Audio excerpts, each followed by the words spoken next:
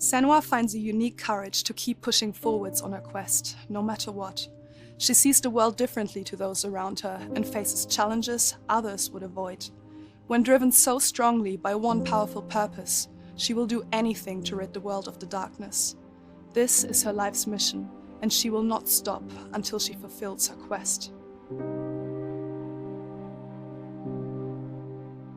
My name is Eddie, and I have lived with psychosis for most of my life. To me, psychosis means living in a different reality, a reality that isn't shared with other people. Often living with psychosis is dark and miserable. While experiencing psychosis, I've got to hear the voice of God, the opposite,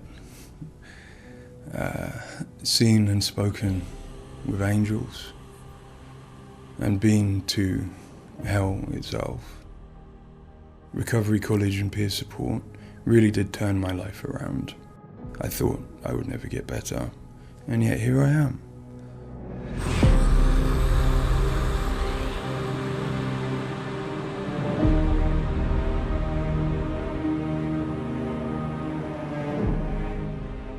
The things that Senua experiences in Hellblade are very similar to some of my own experiences. She lives in a reality that other people might find hard to understand. She sees significance in symbols, in meeting people, in all sorts of things that are going on around her. Senua is experiencing an altered state of reality which would be very hard to understand without having experienced it yourself or playing Hellblade. Lost soul who fought through hell to find us. You were lost. Not anymore. Are you ready for what you will find here?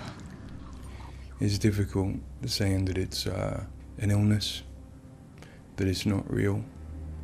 Of course, to me, it is. And of course, to Senua, it is. And that's what's driving her to do these amazing feats of courage, to overcome pain and exhaustion, to do what she knows she must. All the fear, everything I've seen, everything I've done has led me to this place. We've come so far, not far enough. Say it. You are ready. Tell them. In Senua's Saga Hellblade II, we tell the second part of the story of Senua, a Celtic warrior who, like Eddie, has experiences of psychosis, seeing the world in a unique way and existing in a reality unshared by others.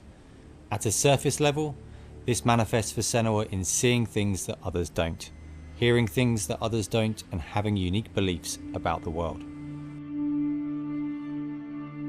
My name's Paul Fletcher. I'm a psychiatrist and a professor of neuroscience at the University of Cambridge, and I've been working with the Ninja Theory team on Hellblade and other projects for several years now.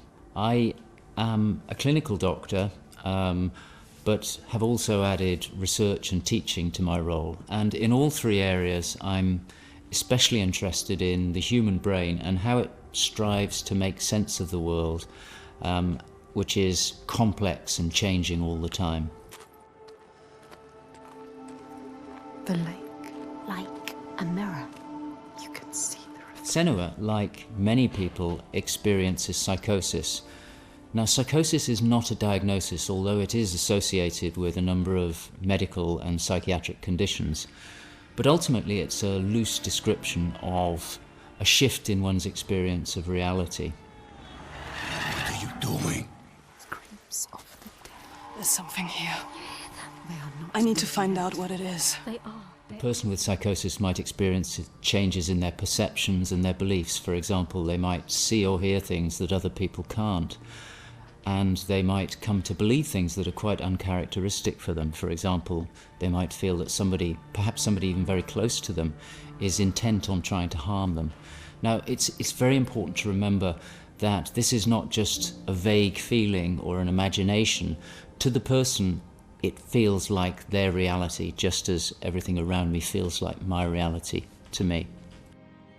I, like many people, feel that in order to even begin to understand psychosis, we have to start with thinking about how the brain works in general, how it makes sense of the world around it. And when we do that, we're repeatedly confronted with evidence that actually it doesn't just rely on the evidence of our senses, but it actually relies on what it already knows, on its predictions, its anticipations, and its expectations. Your voices. Now that might seem like a defect. After all, why would we want to rely on what we already know rather than what the world is telling us? But if we did act simply as passive receivers, we would be completely swamped. We'd be like a newborn infant trying to make sense of the colours and shapes without any way of having a framework to try and understand those colours and shapes. Our senses are bombarded with information from the world that's rapid, it's intensive, it is noisy, ambiguous, unreliable. And if we were to try and make sense of that without imposing patterns and expectations, then it would be like trying to assemble a multidimensional jigsaw without knowing what the picture was on the box. Many of us think that the brain ultimately is an organ that makes predictions. It craves patterns and associations in order to make sense of the world. And without that, we are confronted with a feeling of uncertainty, of anxiety, of distress, even of fear. They're calling. Something is drawing near. Where do these predictions come from? Many of them are actually embedded in the structure of our brain, probably wired there by evolution. Many of them come from our earliest experiences as babies, trying to make sense of this new world that we're born into. Many come from our early childhood experiences, from what we learn from others and how we interact with others, from our parents, our teachers, our friends.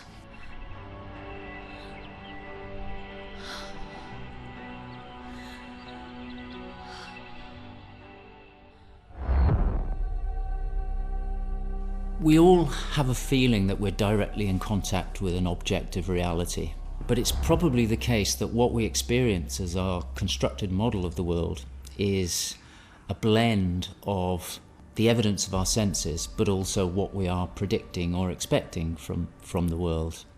So this blend exists in a very fine and delicate balance, and the weighting of that balance probably varies a great deal across different individuals. But crucially, this balance is what determines how we experience and interpret and act upon the world. And some of them are embedded in shared experiences with others, our society, our culture, our arts, even our religions and our mythologies. So for the most part, this works very well for us and enables us to make sense of the world, but it's also, being a delicate balance, it can be shifted, and it's very easy, even under the most normal day-to-day circumstances, to deviate from objective reality. A good example of this is the hollow mask illusion. All of us are familiar with a mask. We know that it depicts a face and that the inside is hollow. But when we see the mask rotating round and we see the hollow side, there is a deeper prediction, probably embedded in our brain, that facial features tend not to be hollow, that they stick out. And this deeper prediction can override our knowledge that the mask is hollow and make us actually perceive the face as sticking out at us. Despite what we know, the deeper predictions will override this. So for me and many in my field, perceptual illusions like this, which are very common, are really interesting because they tell us something fundamentally about how the brain is making sense of reality using its predictions. But more than that, for me, it's very interesting because it begins to give us a sense of how psychosis might begin to emerge. Psychosis is this experience of an altered internal construction of one's reality. And it seems feasible that this is dependent upon this balance I've talked about between predictions and evidence. And it is probably the case that some people tend to weight their predictions more heavily. This, in many circumstances, is advantageous because it means that they can discern patterns and associations that perhaps other people can't. But if that balance was shifted further by different circumstances, then it may well be that they begin to construct a reality that doesn't accord with the world around them. What might cause that shift? Well, a number of things. It could be caused by stress, sleep deprivation. It could be caused by illness, neurochemical disturbances. It's also the case that our experience will change how we predict things. So a very profound experience, for example, of trauma, could powerfully change the way in which we make predictions about the world and shift us from this delicate balance into a state of psychosis. In the case of Senua, we know that from an early age she was able to discern patterns and associations that perhaps other people couldn't. And on top of that, her childhood and adolescence had a number of traumas in it. Her father was abusive and he accused her of being the cause of evil and darkness. Her mother, who had the same capabilities as she did, was actually sacrificed for the same reason. And in addition, her village was attacked by Vikings and her lover was brutally killed. And it's possible that all of these traumas would act on her natural tendencies to topple her into this psychotic experience that is depicted in Hellblade. With every defeat, the dark rot will grow and soon it will take her soul.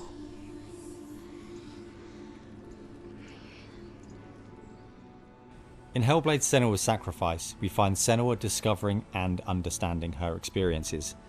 They're relatively new to her, and the pain and torment feels at its most acute. Having travelled to a new place, with a mind full of her trauma and truth stories of the Vikings, she embarks on a journey of coming to terms with what has happened in her life. Ultimately, rather than finding the unachievable certainty of rescuing Dillion, she achieves certainty in the realization that Dillion is gone forever. She learns to accept his death, and in turn, her experiences of psychosis.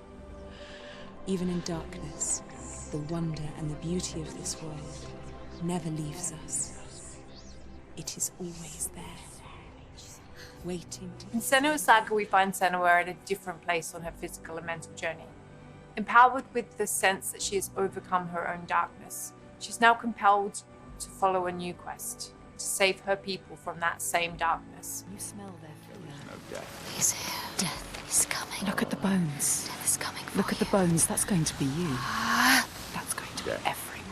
In Sacrifice, Senua's psychosis is acute and all-consuming. She is preoccupied and absorbed by her experiences. To some extent, she is enveloped and enslaved by the darkness. She cannot ignore her voices and visions. She's totally committed to the quest within her altered reality. In Saga, there has been some resolution to this. There's no miracle recovery. She still experiences the voices and visions. She still has a changed reality. But the balance of power has shifted. She is the one who is able to be in control. She's able to resist and challenge the voices. She's able to make decisions that much more clearly reflect her own goals. They see through your lies, and I will show them how to see as I do.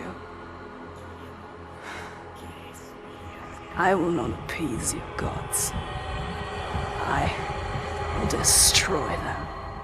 And in addition, in Saga, She is able to encompass the reality of others. She sees them for the constructions that they are, and she is able to interact with them. And I think that's a very powerful change and a very important area to explore. They have lost everything. In Saga, we've had the opportunity to explore the next phase of Senua's mental health journey. One where she's come to a place of understanding, but where she and us as creators have new challenges to overcome. Where Senua's belief system will clash with that of others. Her experiences will play out in the presence of people who don't share her perspective. And where she feels a new sense of power in being chosen for the quest, but also a new weakness, bowing underneath the weight of responsibility that sits on her shoulders. Wait.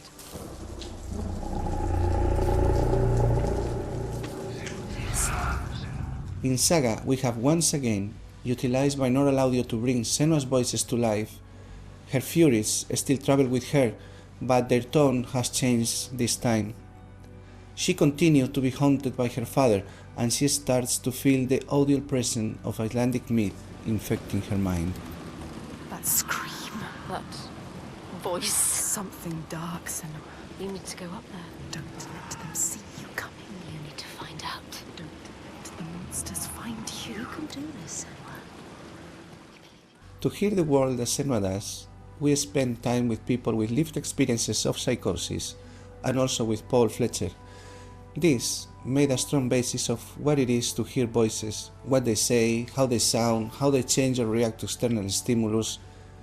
And this paired with all we learned from the first game, Hellblade: Senua's Sacrifice, led us to create Senua's own sonic version of reality. To me, it's a privilege to sit in a room to play our game, and as we progress, hear their comments, thoughts and suggestions. Each one provides a different perspective, and I find especially inspiring and humbling to hear from Eddie his own experiences. Especially I find he has a way of putting very complex emotions, situations in a very simple yet poetic way, and it's really inspiring for me when I'm thinking in Senua's journey. We use binaural audio to bring 3D space in the headphones. This allows to experience the voice hearing and other sounds with a physical sense. Also extremely important is the performance of the voices, and for that we have been collaborating with Helen and Abby, our Furies. They are the most prominent voices of Senua. The way we perform is important as well, allowing for freedom, movement, creative input from Helen and Abby, and also important to have with them conversation and spend time talking about the journey of our character.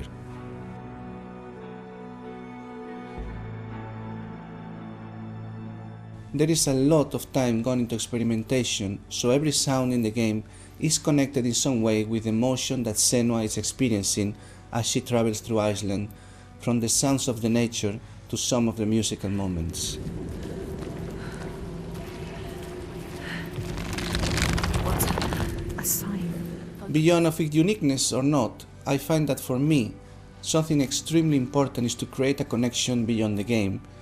So in understanding Senua's own reality and going on a journey with her, I hope our players will understand better how people experience reality different, and in doing so, I feel, we break those walls that keep us distant and lonely. My brothers used to come here to practice fighting. Sneak out. Follow them. For Saga, in order to bring Senua's experiences of hallucinations to life, it was very important for us to listen to people's real lived experiences. It was then a case of thinking about how Senua's world and reality might look when faced with these types of examples. This would have been impossible without Paul Fletcher and amazing people like Eddie and Kathy, who've been so open and honest about what they have been and do go through on a day-to-day basis. I think it takes real strength to be able to talk about such personal things to a new group of people. On the visual side, we have lent into things like repeating fractal geometry shapes, cymatic patterns, with lighting and post-processing changes to all help reflect the current feelings of Senua. And hopefully, when combined with the audio and gameplay, the player will get a sense of what we are aiming to achieve. Dying right before your eyes, just like No, this cannot happen again. You couldn't do anything. We have to stop it happening. Face it. You need to face it. Focus. You need to look at it. In Sacrifice, we saw a story of Senua's suffering at the hands of her experiences. In Saga, we're telling a more nuanced story of the next step on her journey. One where she has found a greater balance, but where her experiences are just as strong. Where rather than being a victim to her experiences of psychosis, she is driven by them on a path that only she sees. Bringing sin with you. The gods cannot be killed. One thing that I find very exciting in Saga is that there's an attempt to explore something that is really neglected in my field, which is the experience of a dual reality that some people have. People who have had Senua's types of experience have spoken to me about this feeling that they have their own reality, but they also recognize the reality that others experience, and it can be very confusing, it can be disorientating. And it's exciting to me that the game contains an explicit attempt to portray this experience of dual realities, and I think it'll be very interesting to see how people respond to that. It's amazing what has been done and what's been portrayed. I think it's really difficult to turn words into what other people might be seeing, but I think I'm always blown away by what Ninja Theory come up with for their games, and I'm really stunned at the quality of, you know, the things that she sees and the sounds of the voices that she has. I think they're pretty realistic. She's getting closer. Yes, she can feel it. I hope that the game will help people who maybe don't understand psychosis or don't know very much about it to start with. I think by experiencing some of what they will do in the game, I think it brings to life a little bit of what it's like to have psychosis, and I think hopefully people will learn from it. Now I'm working as a peer support worker, and what that means is that in my case, in the job that I have in my role, it means that I go to see my people, to see my peers. We talk about how things have been. The way that Hellblade has captured the experience of psychosis is nothing like I've ever seen before in terms of its realism, in terms of its fairness to people like me.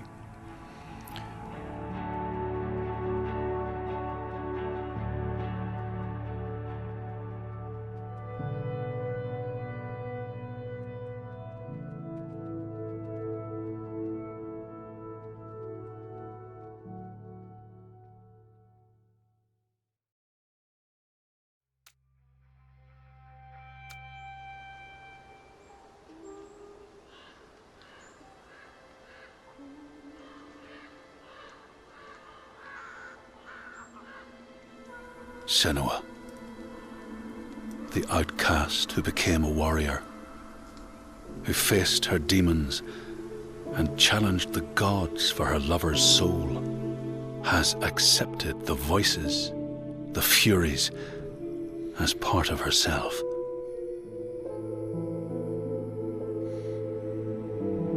Just like her mother Galena, she was not like other people. She saw and heard the world differently. Her father Zinbel told her she was evil, tainted by the sin of her mother. Tormented and afraid, she retreated from the world.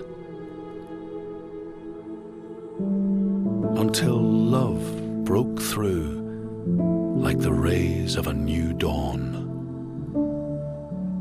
In Dillion's acceptance, she could live again.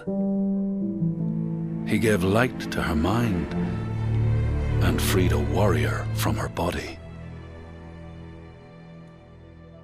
But the voice of her father stayed with her, reminding her of her curse.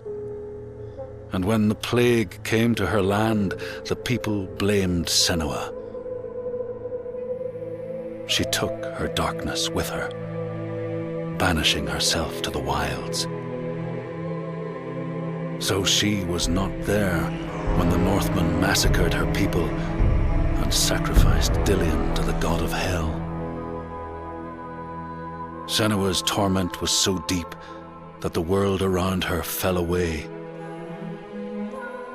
She took the head of her beloved, the vessel of his soul, and vowed to go to hell herself to save him. Through mist-shrouded horrors, she fought to find the secret path that would lead her to the very gates of hell. But the way was marked by fire and illusion. Senua had to fight the gods that guarded these paths and stave off the rot which threatened to consume her mind and end her life. Only conquest could open the gates. Only blood would bring her face to face with Hela, face to face with defeat.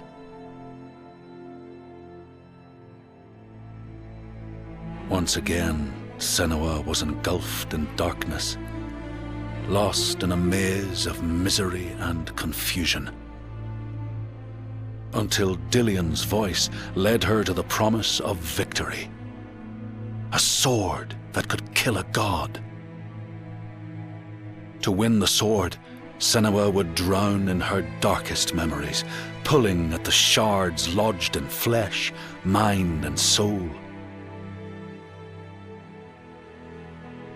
She pressed deeper into the underworld, resisting its grasping hands and deafening cries, until she found her prize before the guardian of Hell's gates.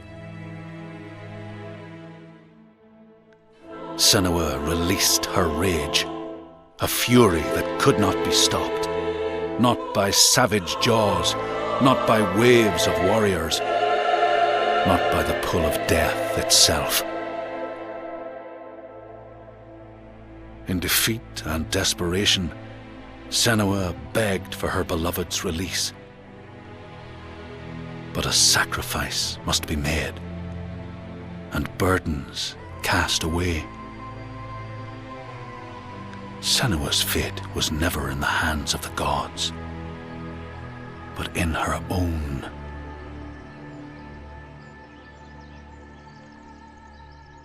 Only she could choose, out of love, to live, to go on, and to take us with her.